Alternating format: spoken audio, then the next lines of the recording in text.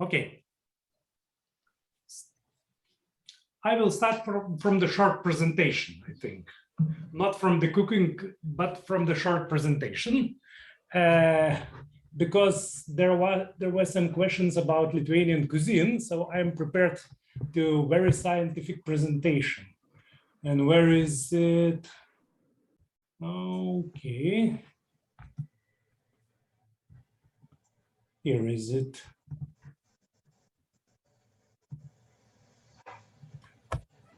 Okay. So, do you see my presentation? Lithuanian national cuisine, a very scientific approach. So, yes, we do. But I cannot control it. Okay, now I can. So, doing everything very scientifically. Actually, I done some analysis and I decided that there are four main factors that influence Lithuanian national cuisine. First of all, this is socioeconomical status. The second one is the region. And how do you think, what is the third and the fourth? Ingredients. No. It's time. Okay. Because we're under temporal conference. So time, of course, time. 2 times time. So first of all, historical time, and the second time of the year. So let's look at some Lithuanian national dishes. So first of all, talking about socioeconomical status. If you are nobleman, during the Middle Ages, you usually hunt for aurochs. It's such quite huge cow, like bison, but probably bigger. No, I don't know. I never saw auroch because they were hunted so well that they are extinct. So we have no aurochs now. But during the Middle Ages, noblemen hunted for aurochs and ate aurochs. And if you don't like aurochs, you can eat crayfish. Yeah, that's okay. But if you are peasant, then you have other choices. Lithuanian ate black bread made from rye. Then, like, I'm not sure, do you know what is curd? This is like boiled fermented milk. And they are making cheese from boiled fermented milk and also meat, but this time pork meat. So socioeconomical status. The second factor is region, and Lithuania is divided in 5 main regions. And for example, if you are living in Žemaitija, that means Samogitia, if you like it in Latin language, but Žemaitija, then for example, your like regional dish is kastinis. And kastinis is the same curd, but with garlic and other spices, and it is cold and served with hot potatoes. Really delicious. I ate it yesterday for the lunch. And if you are living in Dzūkija, then your national dish is grike. I think it's in English is buckwheat. It's small cereal. I'm not sure if you can see, but it's like, I don't know, like wheat or other stuff. But actually the soil in Dzūkija is not so rich. Therefore, not so many things grows there. And grike is one of the things that can be grown in Dzūkija. So, for example, today, I ate buckwheat for breakfast, and it's really easy to prepare. You can just take half of the cup of buckwheat and pour full cup of the water and leave overnight. And then you just need to heat it a little bit and you can eat. Really simple. Now let's go to the time. So if we look at the history, actually those dishes that are now like promoted for tourists, like zeppelins, that dish made from potatoes and meat inside, really fatty and rich. And Shakochi, it's Baumkuchen in Germany. They are quite new dishes. For example, Cepelinai came to Lithuania only 50 years ago. I don't know why it's Lithuanian national dish. And Baumkuchen came from Germany in around 100 years ago. And still, it's not so national. So real national dishes are, for example, black bread and skilandis, the thing made from pork. It's smoked and I think even fermented, and it's chopped in quite large pieces. So it's national Lithuanian sausage. And if we talk about time of the year, and we are going closer to the main dish we are cooking today, it's if it's cold and dark and windy and everything is bad, it's winter. Then you eat pork, for example, boiled pork or smoked pork or roasted pork, but usually probably boiled, with potatoes and some cabbage. That's okay. It's if you are living in Germany, you know Bavarian food, so it's almost the same during the winter. But during the summer, you can eat šaltibarščiai, cold soup that we are going to make today. But before that, some facts. Actually, Lithuanian knows better about some things. If you are from Italy or France, you probably know what is cheese, but you don't know because Lithuanian knows better. This is cheese. How do you think from what is from which thing is made such brown cheese?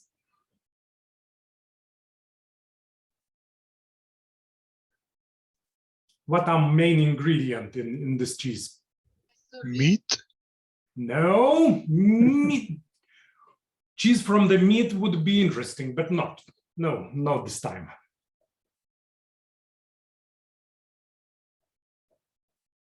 Beetroot? No, we are using beetroot today, but not to making cheese. This is made from apples. This is apple cheese. And some people from Italy and French says that this is not a cheese, but we know better. The next step is we know better what is tea. So if you are from India or Japan or China or England, you don't know what is tea. We know better. So if you want hot tea, you boil the water and you add some marmalade. And it's quite delicious. And we better know about the wine. For example, here is the Lithuanian wine. I cannot say his name because the advertising of alcohol is forbidden in Lithuania. So this is wine. It's made in Lithuania, but actually not from the grapes, but from the black currant. Currant? I don't know, from those berries. So we know something about the food, and let's go to our main dish today. Unless you have some questions for me. Are there any questions? Yeah, you have a question whether it is sweeter than normal wine in the chat. Actually, I should say I'm sorry, but I do not drink wine, so I'm not sure. Probably someone from my Lithuanian friends know this. I know it's a little bit sweeter, yes, than the casual grape wine. Yeah, but if I correctly know, they are making it better and better. They started from really cheap and poor quality wine, and now it's like more sophisticated. So I think we are ready for main dish today. So what, okay, and probably you think something about my decoration. So actually cooking is not my hobby. My hobby is photography. And this is my little camera. It's called FKD. It's all Russian large format camera. And there are some other nice friends. Like for example, this one is called TLR. because you see through the lens. Here is viewing lens, and this is lens for taking pictures. So my friends will sit here for a little bit, and I will cook. So what we need a beetroot. I'm using boiled and cold and chilled beetroot. And if you are lazy enough, you can use marinated beetroot. They are chopped and in the jar. This is jar, okay. But I will use boiled and cold and chilled beetroot. Also, we need cucumber. We need spring onions. We need bills. We need kefir. This is a really important ingredient. This is fermented milk. We need some eggs, some sour cream, some vinegar, some sugar, some salt, and probably that's all. And some eggs, yeah. And some potatoes. My potatoes are already boiling, so we can start unless someone has a question. No. So feel free to stop me at any time and ask questions. And I'm hoping that someone is trying to cook with me. But if not, then I will do it alone. It's hard to be alone. So first of all, we should grind the beetroot. And I'm doing it by hand. It's, as they are quite soft, it's really fast and easy process, and because I'm not so sophisticated person, I'm doing it in quite like messy manner. So I'm grinding beetroot.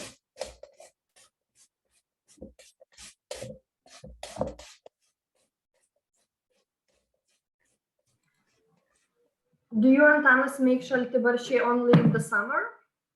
In the spring and autumn too, but during the winter is not the best food. During the winter, probably something more hot and more fatty would be more nice. Are you grinding the beetroots too? No, or are you using marinated? We had them prepared from the can. Okay. You are using marinated already, yes? Okay. Actually, most of the time I'm using marinated too, because it's easier and some says that it's healthier option. Maybe. Because those are cooked, and if they are cooked, they have more sugar. And if they are not boiled but just marinated, they are a little bit harder, but they have less sugar. So my beetroot are already prepared. So I will remove the grinder. Yeah.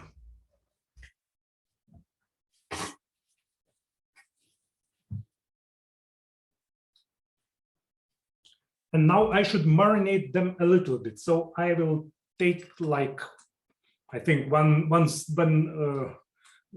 spoon, or maybe even half of the spoon of sugar, and add to them, and then 1 spoon, but a little bit bigger, of vinegar.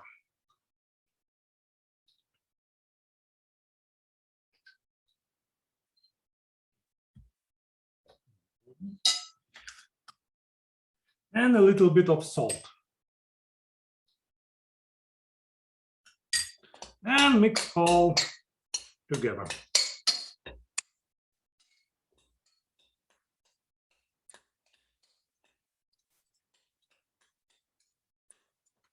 And I will leave it, this mixture for several minutes.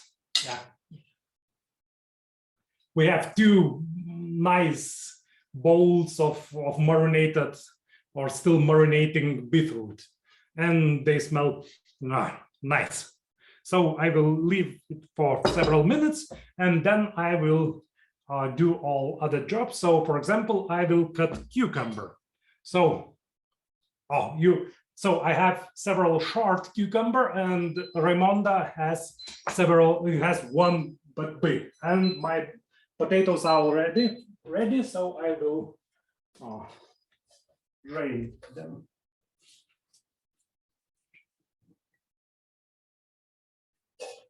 And our guide during the virtual tour was right. Lithuanians are using a lot of potatoes.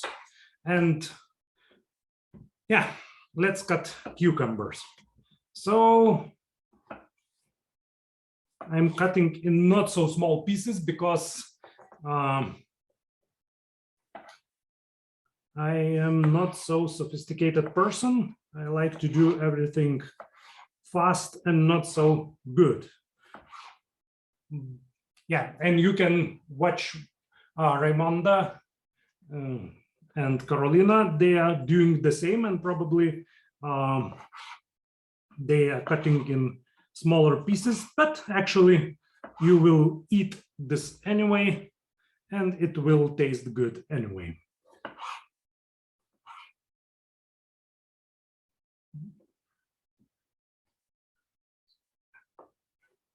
It's so great. Such a great idea, Antanas. Are you cooking? Not. You are just watching. Yeah, sorry. My Polish shop was closed. I couldn't get the ingredients. Okay. Actually, they are making this dish also in Poland and I think in Latvia. But I checked for the sources, and the sources says that it's Lithuanian actually dish, and it's known in Lithuanian territory from 17th century. So it's quite historical, quite old, and quite authentic. So that's why it's a good choice to cook. So I can start to add them into the bowl. They will be marinated just a little bit and will have just a little bit taste. And I will put another one. Raimonda, Carolina, how are you doing? Rin is promising she's going to cook it over the weekend. So we will watch you, Rin. Yes. You can upload the video.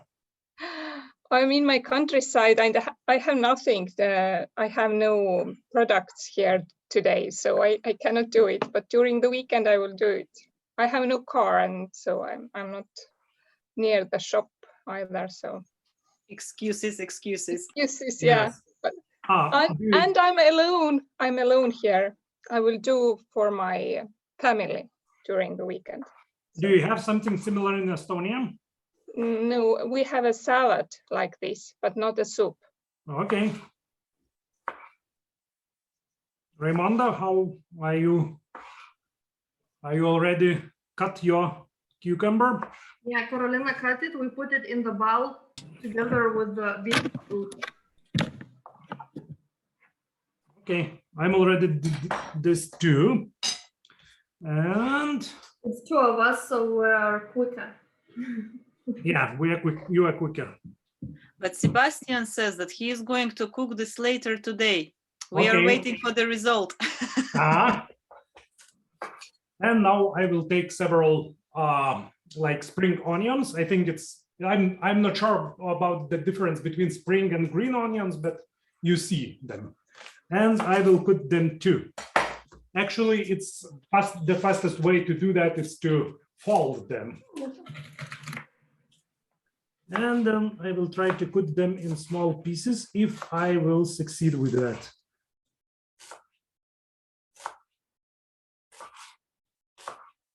And until I'm cutting everything, maybe someone has some questions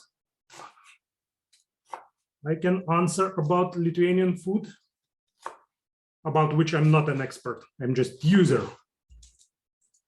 But Lithuanian food is user-friendly. What is your favorite food, Antanas? I have no one favorite food. Actually, I like pasta, both cook and eat. But šaltibarščiai is really nice thing to eat during the hot summer days. So I like šaltibarščiai very much. So do you also have the kvass or the cold soup based on kvass? no, I think it's Russian. Russian, We yeah. we do not have this in Lithuania. We have kvass. We are making it, but it's only for drink, not for soup. So I put most of my like cutted onion to the bowl too. It's but I leave several of them for decoration. Yeah. And can you explain a little bit about the kvass soup? It's also like it's lots of ingredients, potatoes, cucumbers, peas. I think it's kind of like you make a salad, but then you just like put kvass on top of it. I think it's also with the egg and stuff. It's like I think it's like whatever you have at the time, you chop it and you cover it with kvass.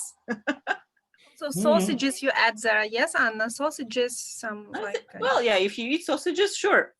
And actually, šaltibarščiai can also be upgraded. And during, I think during the 18th century, actually noble people and rich people added the, for example, crawfish to the soup. I'm not sure how would it taste with meat or crawfish, but some like sources says that it's have been done. And here is dill, and I'm cutting it too. So we can also see Raimonda's cat. It seems like it's the observer in the kitchen. He makes sure everything is cut properly. Yeah. Yeah, he's the main chef. Lazy chef. A lazy one. I think the most important function of the chef is to observe and to like supervise and give orders. So the cat is fit perfectly for that. Giving us orders.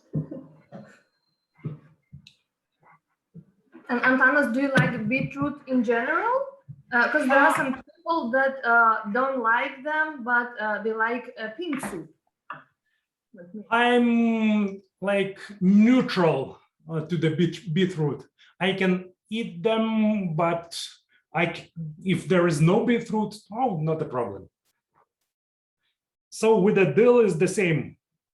We can put it in the bowl and to leave some dill for decoration. So I will do that too. So, and it's almost ready. So you already cut the dill? yeah. Oh, okay, well, we're one step behind, but Yeah. Carolina is quick. Okay. I can bring the bowl That's closer. Yeah.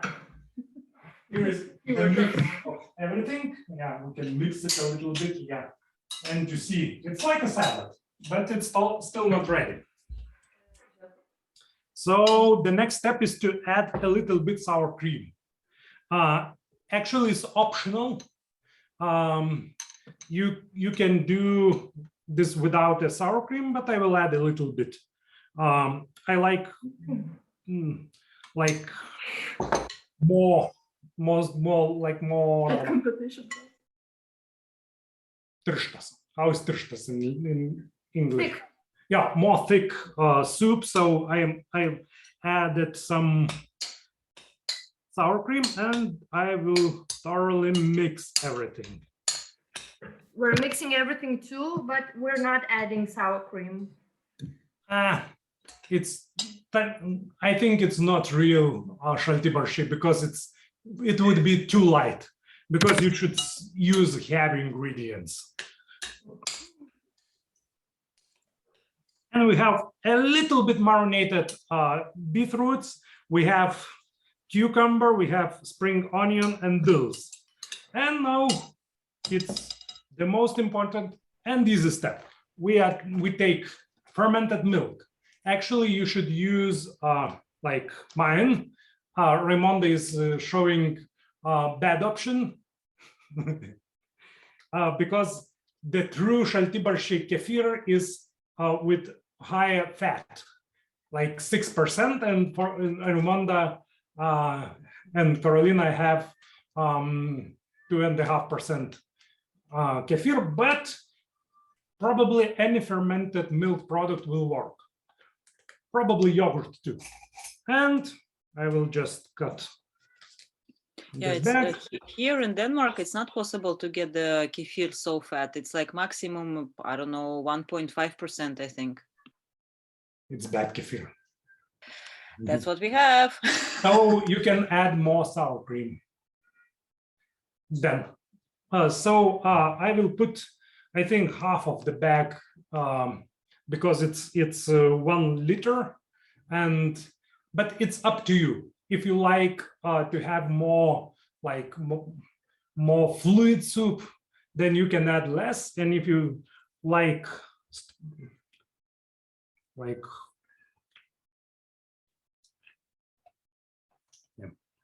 This looks bloody. behind the bowl, and now we will mix it, and we should But it have tastes good, Bostian. and we should have the pink color. The most important feature of the soup is really terrible pink color, or really nice pink color. It depends on what do you expect and what do you feel about pink color. So Just don't eat this soup in a white dress or white trousers or white shirt. So you can see it. It's nice pink soup. And Raimondas is this almost the same color. So you can adjust ingredients by your taste to add something less or something more. So I will taste it to see if everything is okay. Did you add some salt? Only in the beetroot, but I will taste it now and to decide how many salt do I need to add. Okay. So let's try.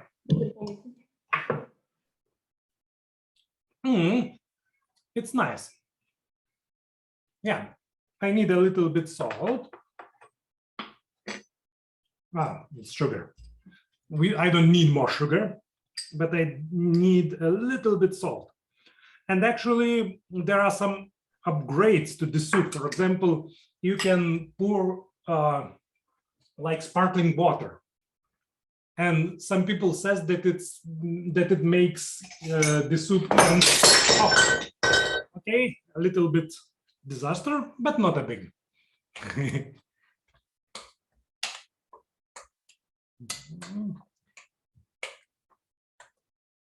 So my soup is almost ready, and I will try to serve it. Yes. I need a new bowl, and I will need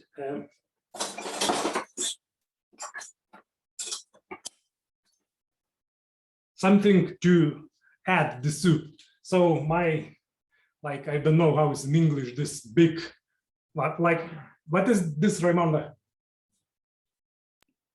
A scoop?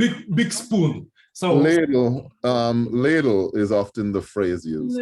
okay, so my ladle is on the ground, so I will use the spare one.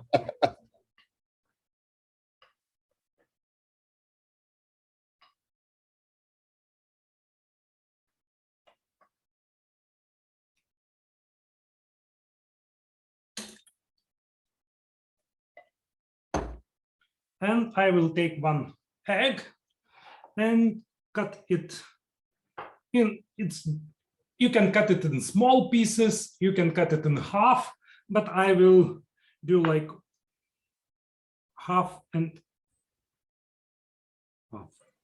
Carolina doesn't like eggs, so we're making it without eggs. And some dill and some onions on the top to have nice greenery. And actually it looks really nice already, but I will add a little bit of potatoes.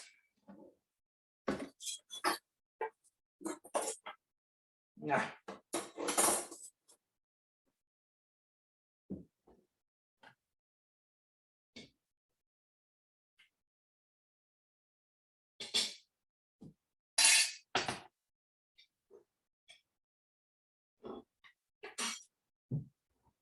and soup is ready.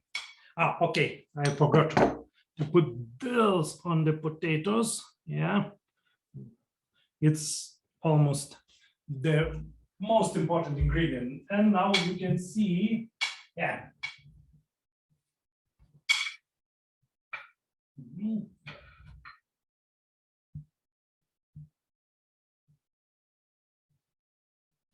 How it should look. So, have a no. Looks great, Antanas.